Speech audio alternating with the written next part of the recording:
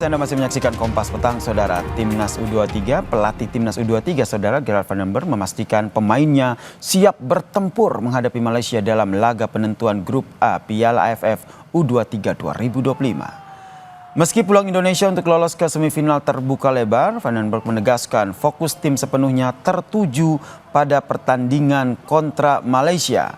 Ia enggan berbicara lebih jauh, Saudara, soal potensi lawan di semifinal seperti Thailand dan juga Vietnam, Saudara. We at first had to play Malaysia. I don't think about the game after. We had to play Malaysia, and I think that's an important game because I think it's also good for the crowd. So I don't think about the game after. Malaysia is the most important at the moment, and that's only what I want to think of.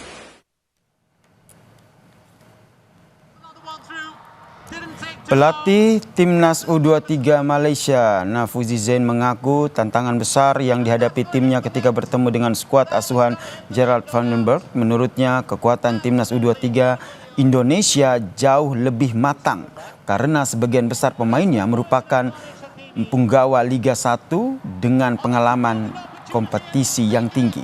Meski demikian, Saudara, Malaysia akan menurunkan skuad terbaiknya untuk menang dan juga melaju ke semifinal Piala AFF U23.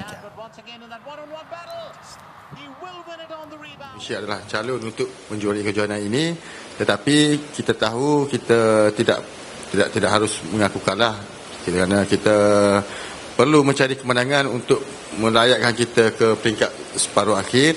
Dan kita kena betul-betul bersedia untuk menghadapi Indonesia yang begitu baik, kuat, bagus sekali pasukannya. Apa yang kita dapat lihat, dapat tengok, kita tidak akan mundur dan kita akan cuba sedaya upayalah untuk memenangi perlawanan dengan Indonesia. Analis sepak bola Firzi Idris menegaskan skuad Garuda harus menang atas Malaysia di laga terakhir Grup A Piala AFF U23 2025, Saudara.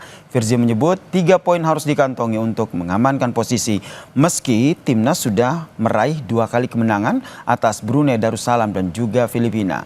Firzi optimistis anak asuh dari Gerard van den Berg ini bisa menampilkan pertandingan dengan komposisi yang terbaik.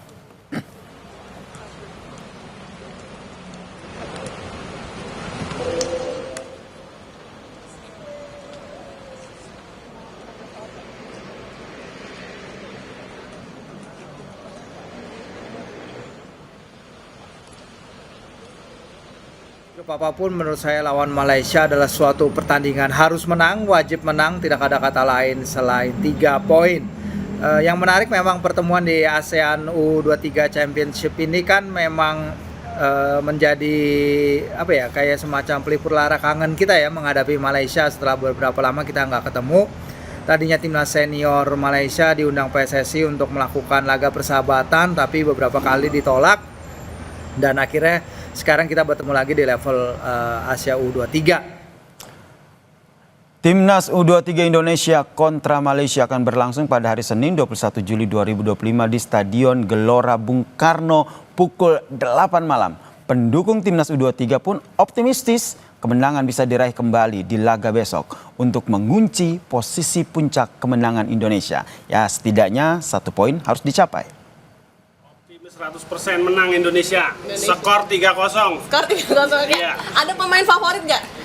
Pemain favoritnya Marcelino. Marcelino di U23 ya? U23. Okay. Kalau menurut saya sih timnas ini pasti menang ya, karena pemainnya juga bagus-bagus semua. Oke. Prediksi skor? Prediksi skor mudah-mudahan sampai ke 4-0. 4-0 Iya. Ada pemain favorit nggak? Semuanya favorit sih. Favorit, oke. Optimisnya mudah-mudahan menang juga lagi ya gitu lawan Malaysia. Oke. Mudah-mudahan juga skornya lebih lah itu yang diharapkan. Ada prediksi skor nggak? Bisa sih lebih dari 3 ya kalau bisa. 3-0. Oke. Ada pemain favorit di U23? Semuanya sih saya suka. Oke. Kita akan kupas dan menggali terkait dengan prediksi dan juga bagaimana persiapan serta kekuatan masing-masing dari tim jelang laga Grup A Piala AFF U23, Saudara, antara Indonesia melawan Malaysia, bersama dengan Bung Anton Sanjoyo atau akrab saya panggil Bung Joy. Selamat petang Bung Joy. Selamat petang. Bung Joy, ini kita bilang ini laga adu gengsi ya antara Indonesia dan juga Malaysia. Anda membacanya seperti apa nih, meskipun kita sudah menang atas dua pertandingan sebelumnya melawan Brunei Darussalam dan juga Filipina? Ya pasti adu gengsi ya, karena Indonesia dan Malaysia itu kan bersaing di semua lini ya, di semua lini kehidupan, bahkan di makanan pun bersaing. Jadi bagi Malaysia mereka boleh kalah dari siapapun kecuali lawan Indonesia. Indonesia pun begitu. Jadi ini adalah laga yang penuh gengsi, tapi juga krusial buat dua-duanya. Meskipun Indonesia kan sudah 2 kali menang, dan ini sebetulnya satu kaki sudah di semifinal. Meskipun untuk menjadi juara grup harus memang mengalahkan Malaysia, tapi satu kaki sudah di semifinal lah, karena di grup B dan di grup C itu tidak ada poinnya yang lebih baik daripada Indonesia untuk peringkat kedua terbaik. Jadi sebetulnya satu kaki sudah di semifinal. Tapi ya harus dipastikan dengan mengalahkan Malaysia, karena itu akan menjadi modal nanti untuk menghadapi kemungkinan besar kalau tidak Thailand ya Vietnam.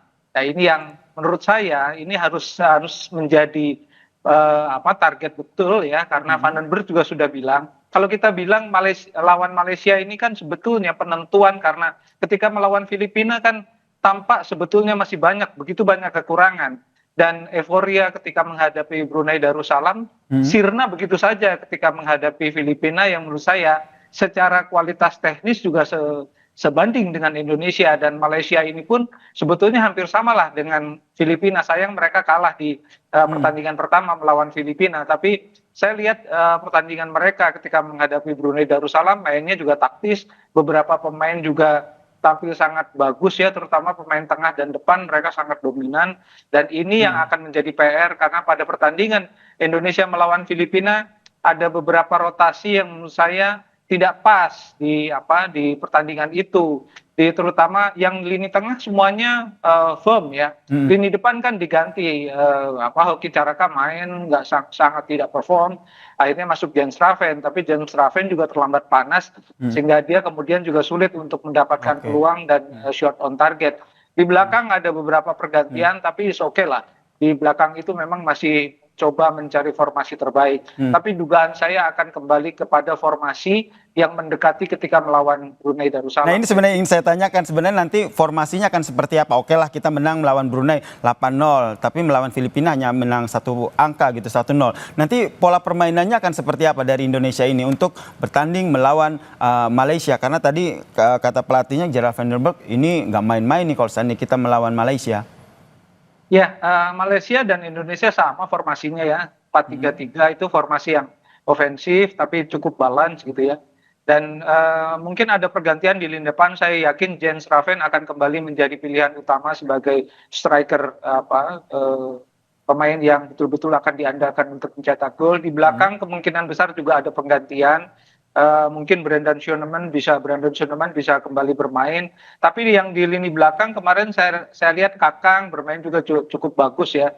Jadi rasanya sih mereka akan berjuang di antara para pemain untuk menjadi starter 11, dan yang di tengah saya rasa sudah tidak akan tetap ya. Ada Arkan, Fikri, Robi Darwis, kemudian Tony. Di sana rasanya sih itu tidak akan tergeser, karena di 2 pertandingan posisi mereka sama-sama firm. Jadi sektor kanan kiri juga Rahmat saya kira akan tetap bermain, dan Raihan juga akan menjadi andalan di sektor sayap. Termasuk sektor menyerang ya, karena ini yang juga menjadi salah satu perbincangan gitu. Dari 2 pertandingan terakhir Anda membacanya seperti apa nih Bung Joy? Ya, pertandingan pertama memang saya melihat Indonesia begitu dominan, tapi itu lebih karena Brunei Darussalam ini kualitasnya sangat jauh ya. Mereka kan kalah 8-0 dari Indonesia, kalah 7-1 dari Malaysia. Jadi rasanya sih memang belum bisa jadi tolok ukur. Yang menjadi tolok ukur adalah pertandingan melawan Filipina. Dan kelihatan betul pressure mereka terhadap Filipina tidak sebaik ketika menghadapi Brunei Darussalam, karena pemain Filipina mereka tidak mau Indonesia mendominasi di lini belakang mereka, sehingga banyak sekali intercept di lini tengah, dan ini yang membuat kesulitan pemain-pemain tengah untuk bisa mengalirkan bola ke depan. Ditambah lagi permainan Hoki Caraka tidak terlalu firm ya, dia buka ruangnya cukup oke, tapi ketika mendapat peluang ngawur semua. Terlebih ini mainnya di GBK ya, jadi harapannya semangat psikologis dari timnas ini juga tetap terpupuk sehingga bisa mengalahkan Malaysia ya dalam laga adu gengsi pada hari Senin besok ya. Ya, mudah-mudahan Ini penontonnya yang kita banyak harapkan ya. Karena karena penonton ini akan menjadi salah satu faktor yang menentukan permainan Indonesia yang bisa bersemangat sekali. Baik, kita nantikan bersama ya, harapannya Indonesia bisa menang begitu melawan Malaysia di laga timnas ini, saudara. Terima kasih Bung Joy telah bergabung bersama kami di Kompas Petang, telah berbagi perspektifnya terkait dengan penentuan laga grup A Piala AFF U23 2025. Sama-sama, terima kasih.